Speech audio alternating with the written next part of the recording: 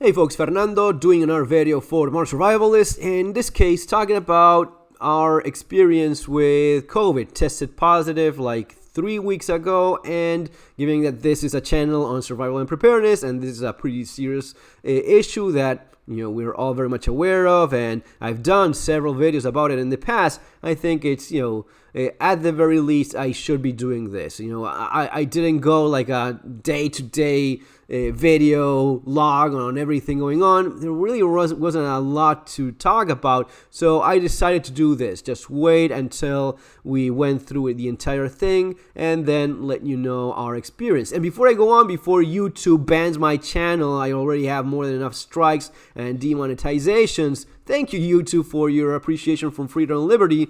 None of this is medical advice. I'm not a doctor, so don't take any of this as any kind of medical advice. And I really mean this. This is just a personal account. It is just one case, or well, in the case of my family, we're 5 here, but it is purely anecdotal. So take this as what it is. It's just anecdotal accounts of what, at least in our case, what we went through.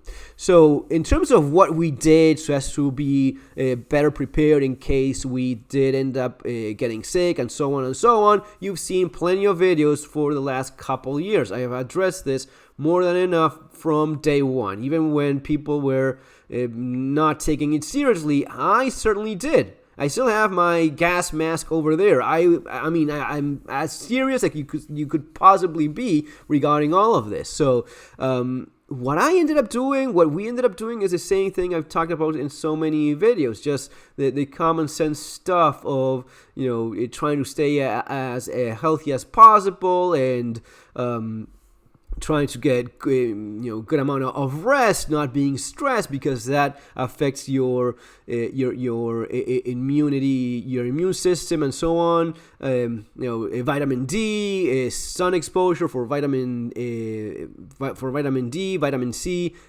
pills, and eating a healthy diet, doing a bit of exercise as well. And pretty much the same stuff that we've talked about so many times. Now, this started about like 3 weeks ago. I have 3 kids. The one in the middle came back from school not feeling all that well one day, and 2 of his classmates that sit right next to him on both sides both tested positive. So the kid that sits here and the one that sits there, both of these were tested positive. So we immediately assume, okay, he's got it, right? Well, it turns out that we did the test and it just didn't pop. It just didn't show as if he was positive. He felt like a little bit of fever, or not feeling all that well for a day, a night, maybe not even a couple days at most, but mostly it was one night of, man, he's not feeling okay. That was it. And when we did the test, it just didn't show anything.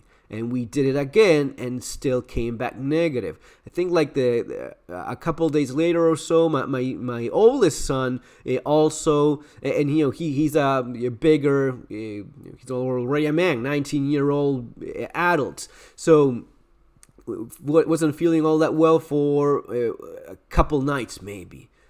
That was it. Now, he didn't test positive either. I think it was like a week later that my youngest, he had a bit of fever, and we gave him like fever medicine, like ibuprofen for kids or whatever it's the commercial name. And in his case, it was maybe a couple days. One day he was not feeling well and wouldn't eat much. Day 2, he was already better, and day 3, he was just fine. Now, we did test him like the first or second day, and he did come back positive. So, boom, there we know that we have it in the house. So, a couple of days later, I started feeling not so well, and I did the test, and I saw a slightest little bit of a line there. And, even if it's super, super light, it's still positive. So, okay, I got it. In my case, the following day, I was, feeling not so well, kind of like tired. I think I had a little bit of fever, but we use these thermometer things that are not all that accurate. My wife says I never had fever. I think I did, but that's just me. couple days not feeling all that well, but man, I mean, I've had common cold that were a lot worse than this and higher fevers. A couple days not feeling all that great, then just went away. And they say that you have to wait like 10 days or a couple weeks because you could relapse and so on. Well, no, that didn't happen to us. And what I did notice was that when doing the test, the first one I did was super light. The following day was a little bit darker, and then it was more obvious. And then it started just fading away until I think it's been like a week now that I don't see anything. So we're good. Talked with a doctor when we first got the first positive with my youngest son. He said, "Is he feeling okay?" Yeah, he's feeling fine. So he had a bit of fever, and you brought that down with ibuprofen. Sure, okay. That's it. Unless he's getting, he's not feeling well, or if he gets into a worse condition, then sure. But if it continues like this, just rest and stay put until it goes. That's basically the advice that the doctor gave us, and that's the advice that we followed. So I guess, and my wife, I think the following day that I got positive, my wife, 2 or 3 days later, my wife got it herself, and pretty much the same thing. The first day, just a little bit of a line. The next day, a little bit darker, and so on. And then it just went away.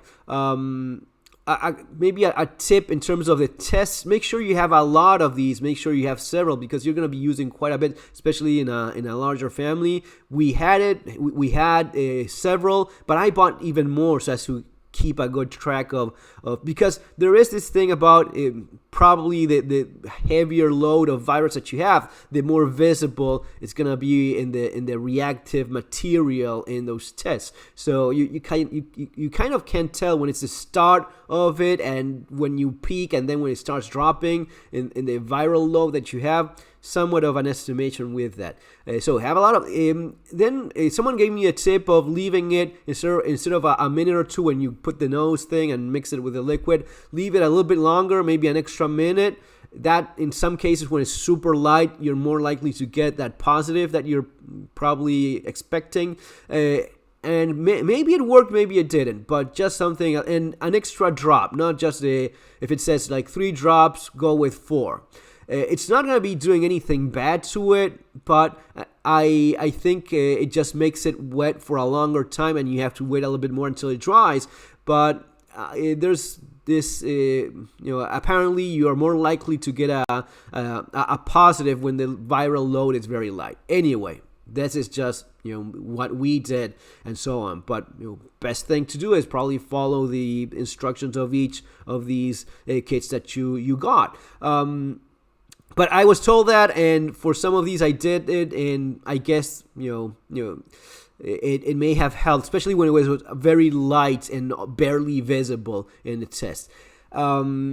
What else? Same stuff that I've covered in previous videos so many times. Having the oxygen monitor thing. I actually have a couple of these. I was checking it. The only thing I did notice that I had a more accelerated heart rate when the first couple of days when I was not feeling all that good. And when I say not feeling all that good, it's basically just that. I mean, less than a common cold, at least.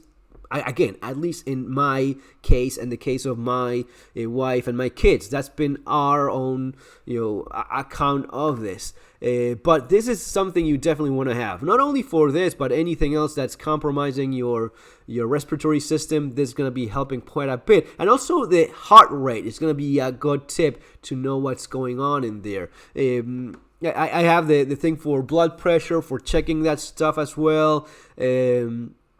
What else? And then the medications so as to drop the fever if you're having any. I did start taking more of the 1 milligram vitamin C's. I mean, we've kept having vitamin C since all of this started, but I bumped it up a little bit and going back to the 1 millimeter ones.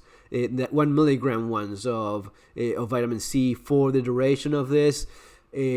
Aspirin maybe the first day. that's basically it, guys. I know you were supposed to wait like 10 days or 2 weeks in case you relapse and so on. In our case, no, and it's been like a week now that I test, nothing, no line there whatsoever. That's it. Just being also cautious in terms of course, even if you're feeling good, don't go out as long as you test with any kind of viral load. If you're testing positive, don't be that guy that goes out spreading the disease everywhere, and just go through it, and that's it. That's basically been our experience with this.